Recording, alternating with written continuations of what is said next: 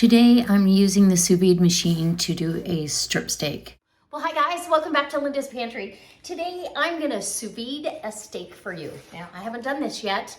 I just got the sous vide machine not that long ago and I've used it quite a bit. I've done chicken, I've done pork tenderloin. I do the sous vide egg bites every week for us for breakfast. And I have this grass-fed steak. It's a New York strip steak that I thawed out of the freezer, like I showed you in my freezer meal plan. And so I was gonna make beef stroganoff, which is still on the table. So the difference is I'm not gonna velvet the meat, I'm gonna sous vide the meat, and see, we may just decide to have a steak for dinner instead.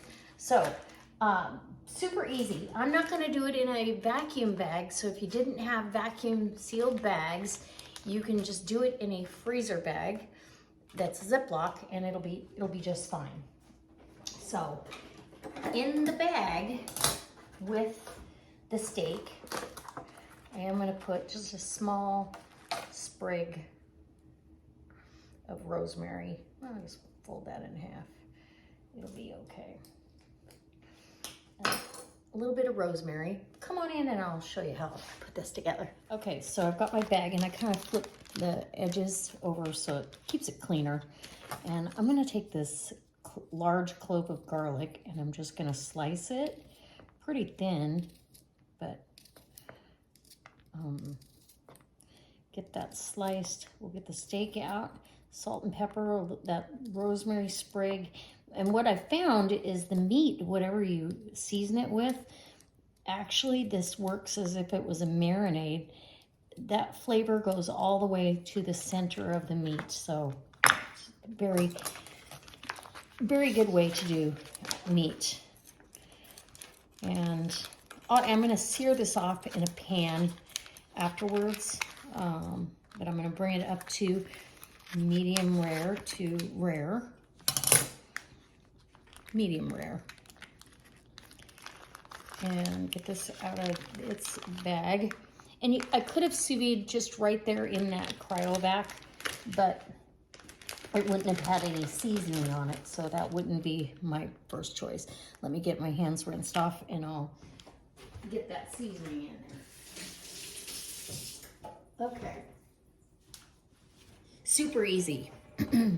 And I want this at about 120 degrees. So put your slices of garlic in there with the meat, your rosemary, and just go on one side. And I'm gonna sprinkle some salt and pepper on both sides, so flip your bag a little bit. To me, a good cut of meat, that's all it really needs, but sometimes the grass-fed meats are a little bit different, so you might want to add a little more flavor to them because they haven't had all that grain and stuff that typically our other cows do. Okay, now we're going to take this to the stove and I'll turn the sous vide machine. Okay, so I've got my beautiful steak here. I'm just going to put that down in the water. You can clip your bag, but the bag is shut. No water is going to get in there. Sometimes though they will float a little bit. If you care to, you can put a weight on it, but this is completely under the water, so I'm not going to worry about it. And to get all of your air out of your bag, if you submerge that steak or whatever you got in there and then press the Ziploc, you will have gotten quite a bit more of the air, and it doesn't want to float as bad. So now we're going to turn this on. I want to go to 120 because I'm going to be searing. I don't want to take a chance of overcooking it. And the nice thing about sous vide is it's that temperature all the way through. So then we're going to go. For timing, I'm going to do this for 1 hour and then hit power and it starts circulating. And once it comes up to temperature, it will time and count down the hour. So hopefully you can see all that. Anyway, I'll bring you back in an hour when it's done, a little over an hour, and we'll go ahead and put a sear on that and see what we have. Okay, so now it's time to try and see how this came out. You can see it's firmed up. It was like 2 minutes aside, if that. So we'll cut down here where there's a little fat cap, and you are at a medium rare. Perfect. All the way through too. I'm going to cut like this so you can see that cross section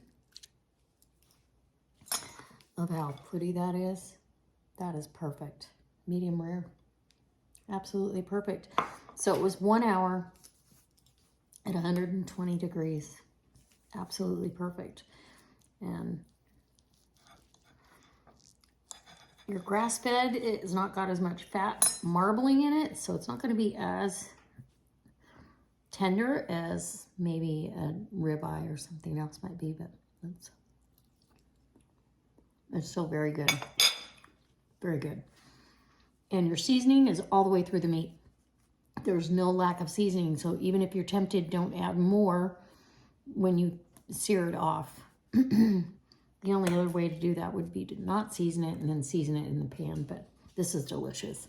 I hope you try it. Let me know in the comments section if you try this or if you've ever had it. So let me know in the comments below if you'd like to see more sous vide recipes.